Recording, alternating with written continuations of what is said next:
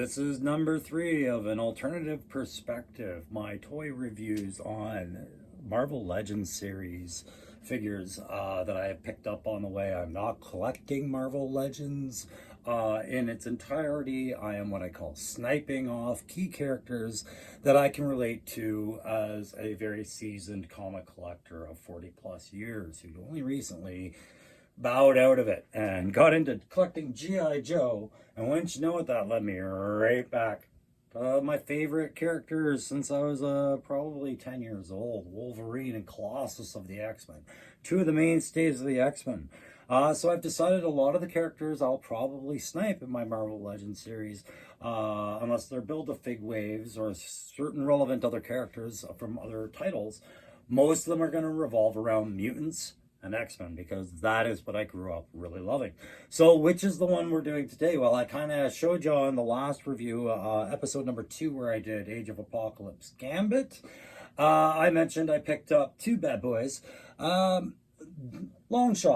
And I'll tell you what it is about Longshot that I was getting at the last episode when I was saying in the 90s you needed to have that sexy bad boy on your team, and that was Gambit. But he wasn't the first attempt at that. In the 80s, you had the mullet-wearing, leather-styling, four-fingered Mojoverse champion ratings go-getter, Longshot, right? And that's his name, no other name for him, born with Longshot.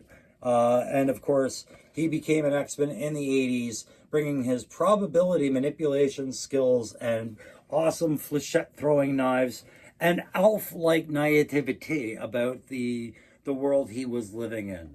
Longshot was based off the 80s trends at the time of what you thought a rock star should look like. He was basically David Bowie given an identity, right? So it was one of my favorite characters. He eventually did get romantically involved with Alison Blair, the Dazzler, while on the team. He had everybody pining for him. There was even Rogue, who wanted to pine after him, but realized she couldn't touch anyone, so bowed out, and Allison took over. But the bottom line is that was almost one of his abilities too, was this charm that applied to everything he did. It was almost like a pheromonic response, right? So it was just a sign, after a while, fans grew overly familiar with the core team of Wolverine, Colossus, Nightcrawler, Cyclops, Storm, Rogue.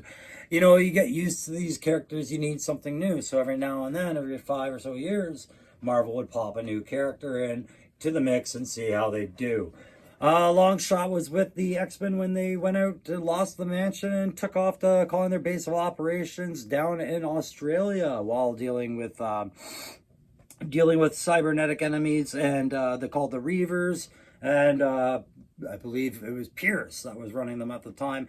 And Longshot also brought to the X-Men more and more great Arthur Adams art, and Mojo, of course, in the Mojo universe, which we saw a sampling of when we saw Deadpool 2, and Shatterstar tried out for X-Force and explained that he was from the Mojoverse. Shatterstar is actually, supposedly, when I was leaving the X-Men, well, no, a while ago, that was supposed to be the son of Longshot and Dazzler. So I'm going to open this up. I'm going to take the night to just kind of get my thoughts on this old favorite of mine, the Longshot.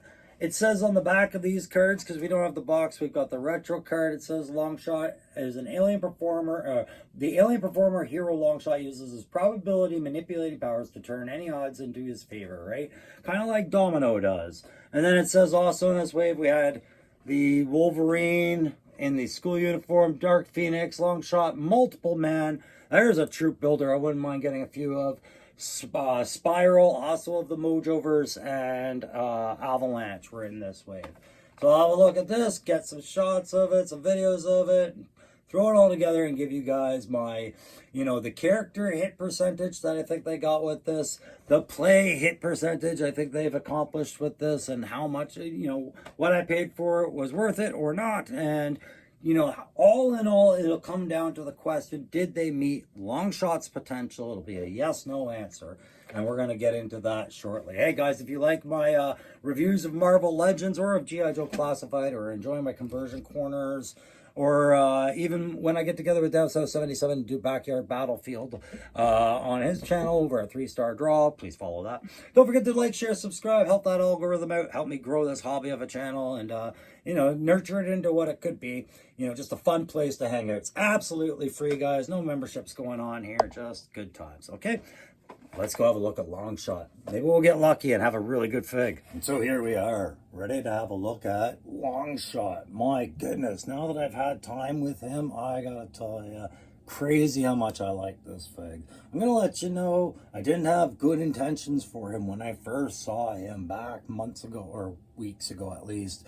I originally thought this was a great buck for some Cobra characters I was thinking about, and other custom or kit bashes. Just strip off that star and you've got a pretty gangster look right here, right? But no, this is my Longshot. If you were a Longshot fan in the 80s, this is your Longshot. If you're an Arthur Adams fan, this is your Longshot. Just a great representation of him. Can't say enough about him. Just to quickly take you through the kit, you can see he's got his hands with his trademark flechettes. His entire web belt, that is a loose attach you could take off, shows all of that flechette ammo on there, and that he is missing 3 of them. Why? Because those 3 are in his hands, or in his hand, I should say. Not just any hand, of course. He's from the Mojoverse. It's 4-fingered hands.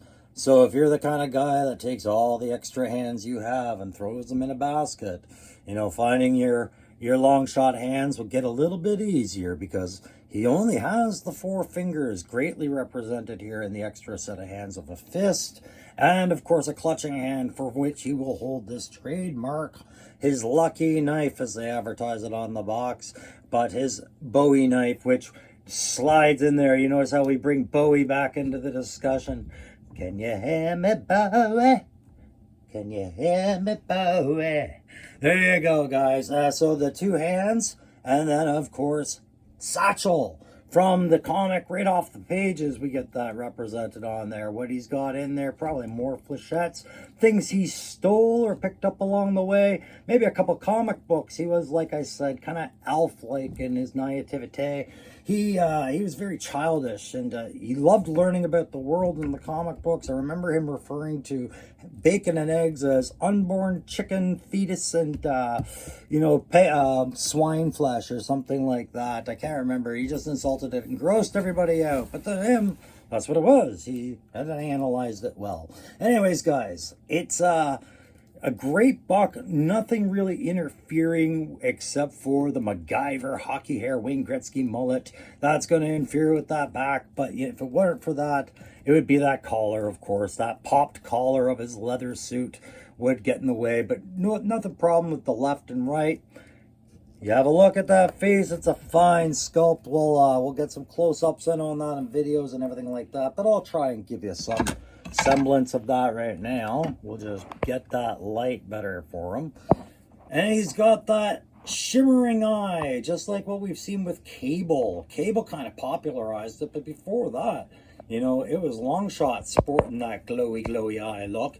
Of course, with his, it only really sparkles when his charm or probability is coming into the mix, if I recall right. Not like Cable, where his goes off every time he uses his telekinetic-based powers, things like that. So it was a different pattern to it. And you can see they kind of did a little sparkly yellow paint job just over the eye sculpt on the face there. And no problems. That is your Longshot. And I love the mullet on this, the perfect length of hair for the, party here, business in the front, party in the back. That's the Longshot. We got to remember, it was about 85, right? 1985. So mullets were very in back then. Again, a quick close up on, these were his trademark. These little knives, to me, that was the best thing in the character. And really the only thing we were missing out of the kit here was maybe a few loose flechettes or a throw-in effect of the 3 flechettes in the air like we see in some of the images, right? Just like Gambit's flying cards. Maybe with a little bit of quick kick from the classified line in the Shuriken with the clear blue transparency. Something in that would have been really nice to just kind of capture him flinging these flechettes at the enemy and getting away from Mojo and Spiral, flipping through the air, going to go get his booty call from Allison or whatever it is he does after that. But just a great overall buck. There's that other trademark of his, that Longshot star. And of course, Shatter Star would go on and have his own variation of that, I believe. So while I've been playing with this, I've been, of course, showing you footage and videos and pics that I've taken of it. But just overall, that crunch and just everything you could do with this character. And I compared him to Gambit when I did my Gambit review for the Age of the Apocalypse. Longshot is everything Gambit isn't, as far as I'm concerned. This character goes down to the book. So let's get him a grade, okay? So if I ask about the character hit percent and what kind of grading I would give him for that, guys, the percentage, 100%. He is a perfect representation in almost every single way of Longshot as introduced back in the 80s to the X-Men through Arthur Adams' mini-series and things like that. Easy 100%. Perfect character representation. Included all the core kit and everything that was kind of representative of him. You know, the lucky shine of his eye is painted onto the figure. Yeah, if we were to boost it up and put in little glowy effect on his eye, you know, make a transparency that put on there that you can take off and on, that's going to bump the figure cost up. Same as a lot of things on my wish list. Now, for the price of a base Marvel Legends retro carded series figure, Longshot came with everything he needs, right? So 100% on that grade. When we get into the play value hit percentage, I'm going to say that it's an easy 95%. I could ding it 5% for just saying it would have been nice to have the little flechette effects to complete the whole thing he's doing, and not mistake these as claws if you're a child who's never seen Longshot before or something, right? And it's to just say I'm not really comfortable this early in the an alternative perspective to give out dual 100% within 3 reviews, right? Sorry, Longshot, you'll suffer that bias. No, overall, guys, this is the best figure I've got since I've started collecting, as far as reflection of that character. And it's not a Build-A-Fig. So it's an exception to the last couple in that it's not a Build-A-Fig. So what I paid for with all the accessories, yeah, that's about what I expect for a standard Marvel's Legends piece of plastic. Maybe a little knifer or a little effect, a couple sets of hands, and a really good buck, and maybe like things like these straps and satchels. So did Longshot's character potential get met? Absolutely 100%. Yes, that is the answer to the question. And that will conclude this episode or whatever segment of an alternative perspective on Marvel Legends series retro carded Longshot from the X-Men in the glory days of the 80s, guys. This preceded Gambit. All right, guys. Thanks very much for watching. Hit me up in the comments if you are a big Longshot fan, if you disagree with anything I say, or if there's something you think I should have echoed stronger on this video about our favorite Mojoverse character. Let me know. I didn't get into Mojo. He's a separate topic on his own, and I'd love to just discuss him as a figure someday. I will track him down, perhaps. But that's going to do it for now. Thanks very much, and don't forget to check out the other stuff on my channel listings. Go through my playlists and things like that. Thanks. You'll find lots of little weird figures I've picked up on the way. But Marvel Legends is definitely it's gripping me, boys. It's gripping me. All right, talk to you soon.